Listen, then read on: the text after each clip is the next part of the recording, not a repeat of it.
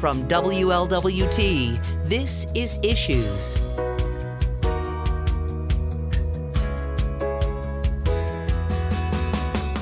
Hello, welcome to Issues. I'm Jan-Michele Lemon Kearney of SESH Communications and the Cincinnati Herald. We have a great show today. A little later, you're going to hear from royalty, Miss Niangane, and she is Miss Black Teen Cincinnati. She is phenomenal, and you'll definitely want to hear from her. Also, we're going to hear from Dr. Keith Hollywood Melvin. The big ball is about to happen. You don't want to miss that. First, we're going to talk to Quierea Levy-Smith, and if you know anything about dance, you must know Q. We call her Q. Okay, so welcome, Quierea. So nice of you to be here. Thank you so much for having me. I'm thrilled to be here. We're thrilled that you're here. So a few years ago, you started Black Dance is Beautiful. That is correct. And you had that huge festival at Walnut Hills, and I volunteered there, and I was just like totally shocked at the thousands of people who showed. I was like, oh, who are all these people? I mean, yes. it was really your first festival. It was my first festival. It was my first time actually producing a dance event, and I really thought that that was it, and that would be in my bucket list, and the community thought otherwise. Oh my goodness, it was so phenomenal, yes. And you got a grant from People's Liberty. I did. Tell us about People's Liberty. Some people don't really know about that. People's Liberty is a wonderful organization, a philanthropic organization that actually wants to give money to regular people to do great things in our community. And you did a great thing with that dance performance. And you had all kinds of performers. And this year, yes, it's My Black is Beautiful on Film. Black Dance is Beautiful on Film. I'm confusing this. All right, with My Black is Beautiful. Black Dance is Beautiful on Film Festival. That is correct. Okay. And so what I wanted to do was take the idea of dance, and many people wanted us to continue the festival. So that takes a lot of planning.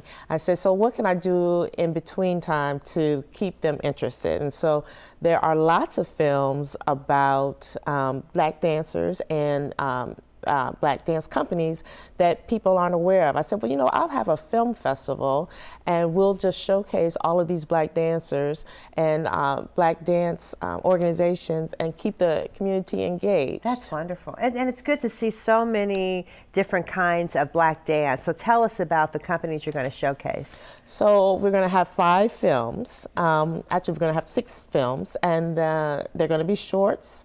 And we're going to focus on modern, contemporary, and ballet.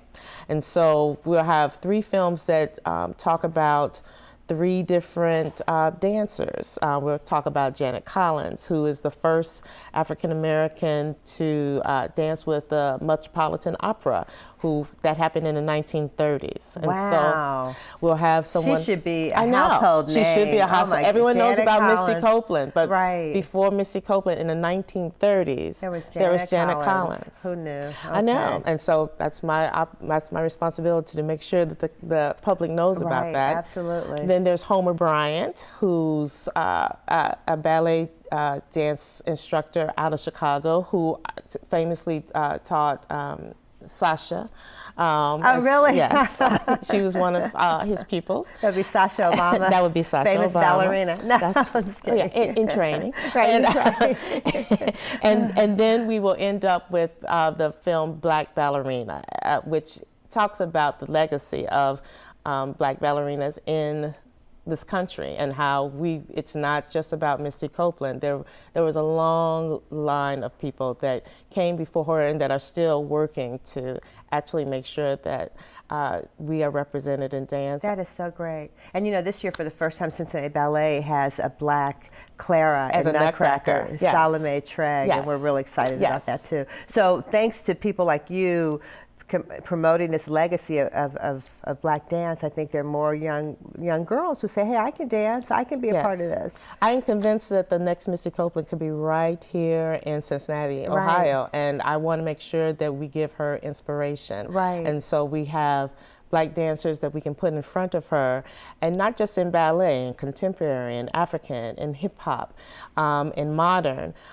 There's a vast array. We have Dayton Contemporary Dance Company right up the street. And we saw them at the Urban League Gala. Oh my goodness, they are so phenomenal. They are amazing. And Whitley, Jasmine Guy used to dance with them, yes, I understand. Yeah, absolutely. Whitley from a different world. Absolutely. But okay, so tell us, where do we see these films? How much does it cost? So it is free. Free to the public. It is free to the public. It is very important to me that we make sure that as many people as possible get to see this, and it'll be on November 5th at Memorial Hall, and it will be from 2 to 7. Okay. And it is going to be amazing. So it's November 5th. Okay, so we have different dates up here. So if you're looking on camera, Black Dance's Beautiful Film Festival is November 5th. That's correct. Memorial Hall. That's correct. It's free and open to the public. That's correct. And tell us what time. It's from 2 to 7. From 2 to 7 p.m. We will have, besides the films, we'll have an actual mini performance of an actual dancer there, and then we'll have a panel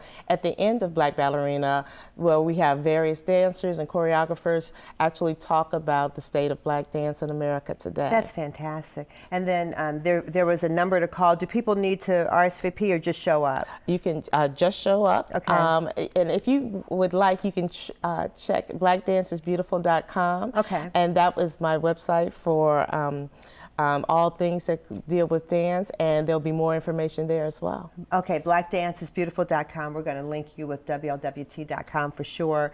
Want people to know November 5th, November 5th. So 2 days before Election Day. Good way to think about it. November 5th, we're going to come celebrate Black dance, and that's going to be fantastic. Thank you, Q. Then you have to keep us updated on what's coming next. I will. There's always stuff down the pipeline. So. All right. Thanking you so much. Thank you so much for having me. Thank you. Stick with us. Michael Bobo will be here with some royalty.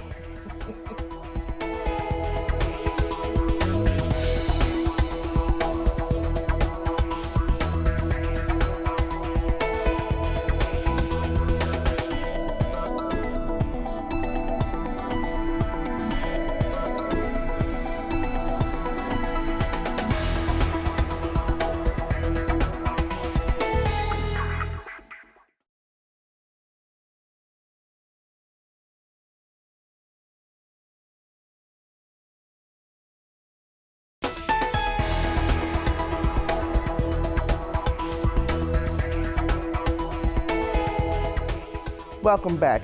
I'm Michael Bobo, and as Jan-Michele Lemon Kearney said, I am here with royalty. I am here with the Miss Black Teen Cincinnati, Miss Qury Niangane, and I am here with Mr. Robert Humphries. Welcome, welcome. It's a pleasure to be here. Thank you so much. Mr. Humphries, give us a little information and background about the Miss Black Teen Cincinnati pageant. Okay, sure, Ms. Bobo. The Miss Black Teen Cincinnati pageant, I founded it back in 1990, and the very first pageant took place at Taft High School's auditorium, and Malika Robinson was crowned the first Miss Black Teen Cincinnati pageant. It was produced to give young girls ages 13 to 17 an opportunity to fellowship, camaraderie, to present their talents and intellects on stage in front of a live audience.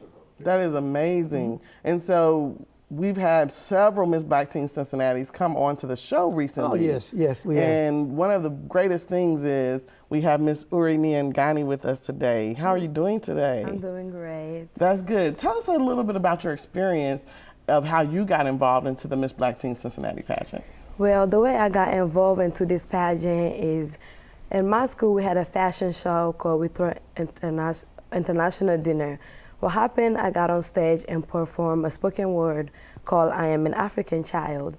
And one of the teachers saw me in my school, Miss Fleming, and she have picked me and told me that about the Miss Black Teen Cincinnati. And then after I went up to her and told her that I really wanted to do it, it sounds fun because I really love going in front of people, speaking, sharing my stories as a young girl growing up, the way I had been teased just because of my darker complexion. And also growing up around the people who always telling you to bleach your skin because the skin color you have is not perfect.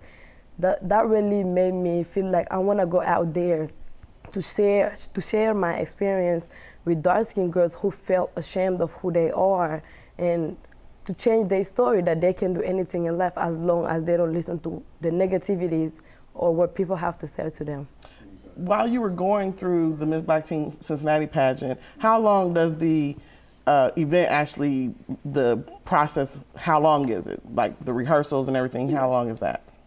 Well, we have rehearsals every Saturday. We goes from Saturday in the morning, is not long.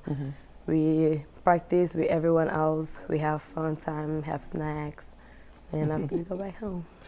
When you're doing this process, Mr. Humphries, give us some information about what some of the girls learn and some of the experiences they have, things that kind of help Qury as well. Sure, Ms. Bobo. We have 4 phases of competition. The first phase of competition is that of a personal interview. Then we have the next one is talent, evening gown, and the impromptu projection question that each contestant is asked. And we, like you said, we rehearse. They register, interview, selection, orientation. Then we begin our rehearsal process, and I have a training staff that works with them. And of course, you know, the Cincinnati Black Theater Company is a partner with RLH Pageants Unlimited, and of course the Cincinnati Herald, you know, sponsoring and presenting the pageant, you know, each year. Wow.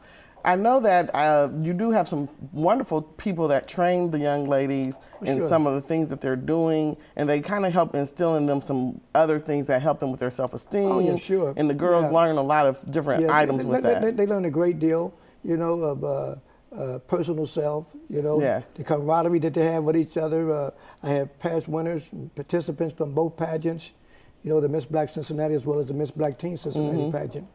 Wow. And we're currently recruiting and doing registration for the upcoming Miss Black Teen Cincinnati pageant, which is going to take place in April of 2018.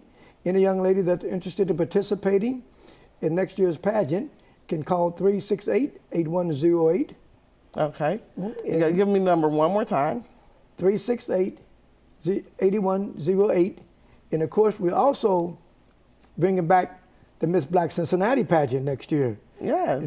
That's pageant for young ladies between the ages of 17 and 24.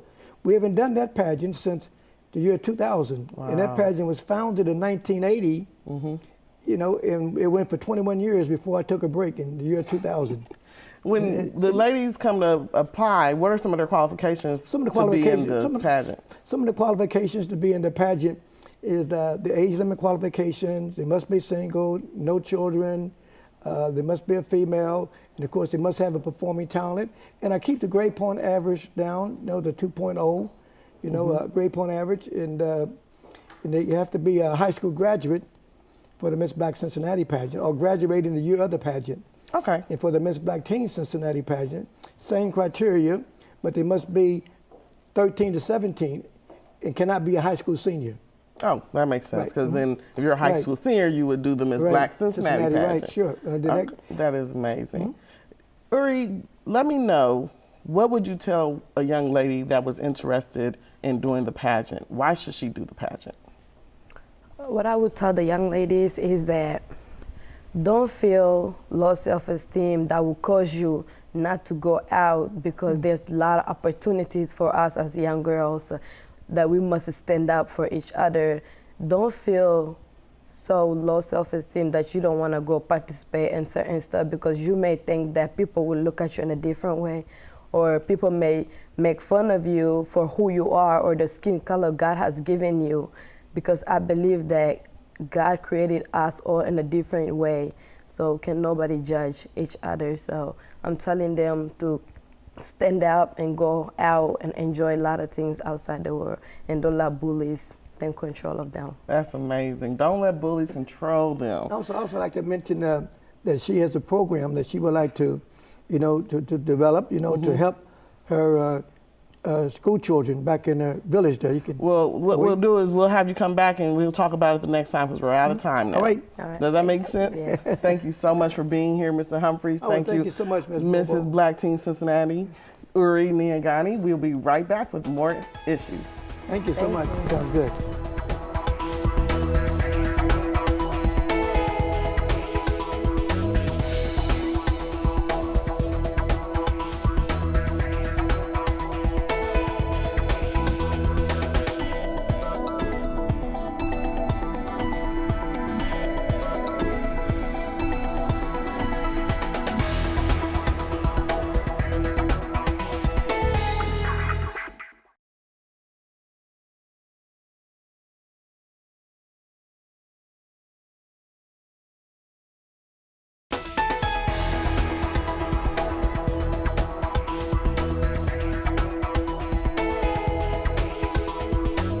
welcome back. So I'm here with Dr. Keith Hollywood Melvin. He's got an upcoming event. So excited to see you again. Thank you, Jan. It's always good to be here. So this Black and White Cancer Survivors Ball is just booming.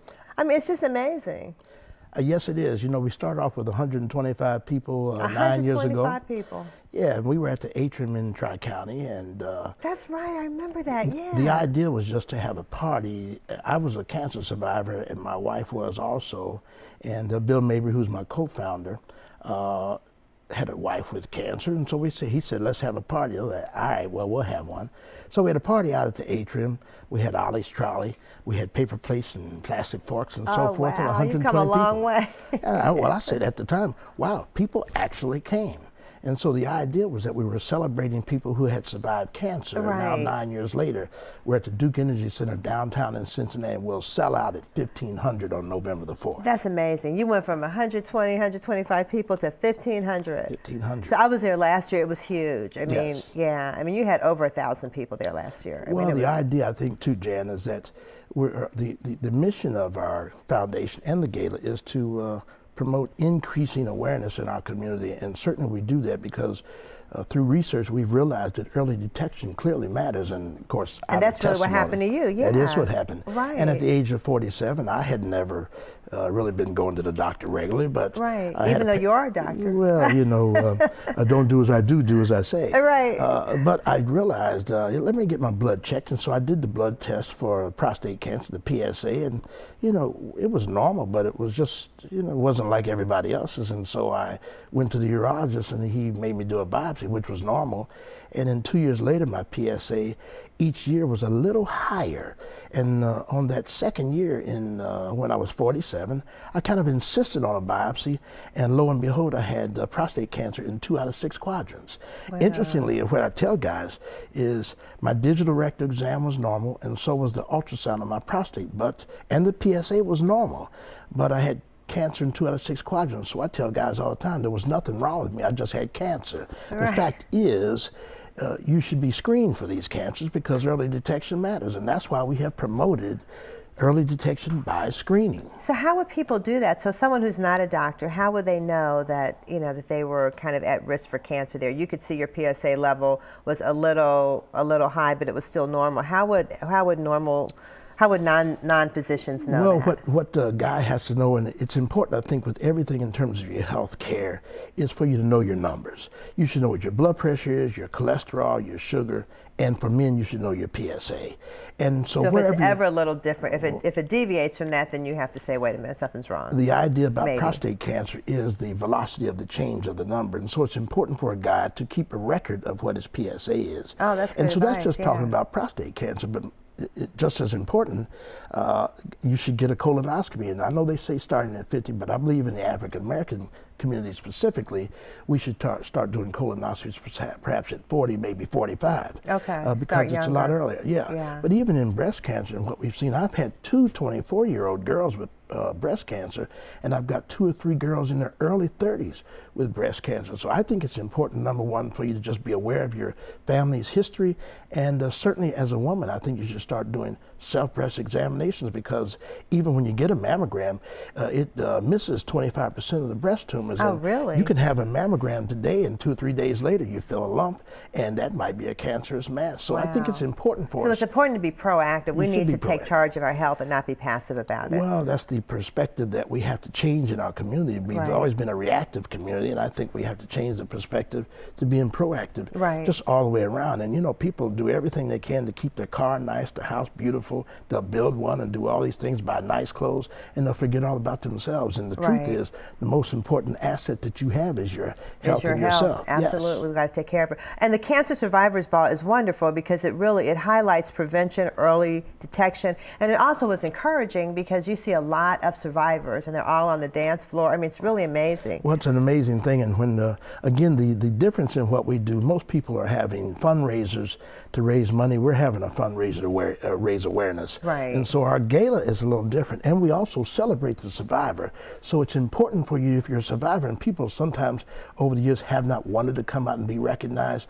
But I think now that we're in our 8th, 9th year, the floor is full of people. I was kind of hesitant at first myself. Well, but you when kind of don't want I said, anybody oh, to this sounds know. depressing. It's not at all. It's so uplifting and so positive. Yes. Such a positive. It's so much fun. I think that's how it's grown so rapidly every year, because people have realized, you know, after you come yourself and you've had cancer, you'd say, you know what, I got to go get my sister and my cousin. Right. And so, you know, you saw, I think last year, I brought out, I have 40, 50, 60 members of my family who've come. We've kind of made it a family reunion weekend. And in my own family, which probably represents everybody else's family, but I brought 9 or 10 members of my family out who were cancer survivors. Yeah. The key to this is what we brought out was cancer survivors, not people who were dying from cancer. Yeah. We brought cancer survivors out because let in people our know family, cancer is not a death not a sentence. death sentence. You got to be proactive. Okay, tell us again, when is it? How do we get tickets? November the 4th at Duke Energy Center. Starts 5:30 in the evening, where we have a reception. It's wonderful. We dance, we educate, we celebrate. It's a great dinner. It's dinner, great food. dancing, music. Yeah, it's a fun time. It'll sell out at 1,500, so get your tickets. Yeah, it does sell out, so people need to know that. Don't wait till last minute. The number to call is 585-9500. 585-9500. Tickets are $70 at Duke Energy Convention Center. Saturday, November 4th, is the 9th annual Black and White Cancer Survivors Ball, put on by Dr. Keith Hollywood Melvin and Bill Mabry. Absolutely. So thank you. So thank you for coming. You have to come back soon. Thank you. All right, stick with us to Michael Bobo. We'll be here with some events.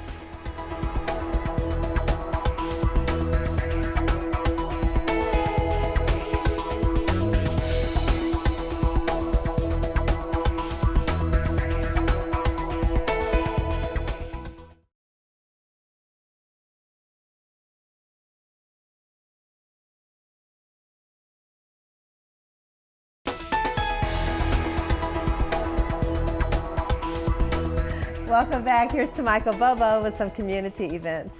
First up, we have the Domestic Violence Solidarity Walk, Saturday, November 4th, 8 a.m. at Bond Hill Recreation Center, located at 1501 Elizabeth Place. Next up is the 2017 Men of Honor, a salute to African American men, Saturday, November 18th, 6 p.m. to 10 p.m. at the Hyatt Regency Cincinnati, located at 151 West 5th Street. Tickets are $150. For more information, call 733-1555. And lastly, we have the Soul Redeemers, Sunday, November 12th, 4:30 p.m. at Gerald Missionary Baptist Church, located at 1018 Wesley Avenue. Tickets are $15 in advance and $20 at the door. For more information, go to 368-5520 or call 462-2660. Wonderful. And don't forget the Black Dance is Beautiful Film Festival. It's on November 5th at Memorial Hall, and it's sponsored by ArtsWave, so it's free and open to the public. We want you to have a great week. Stay safe and stay positive.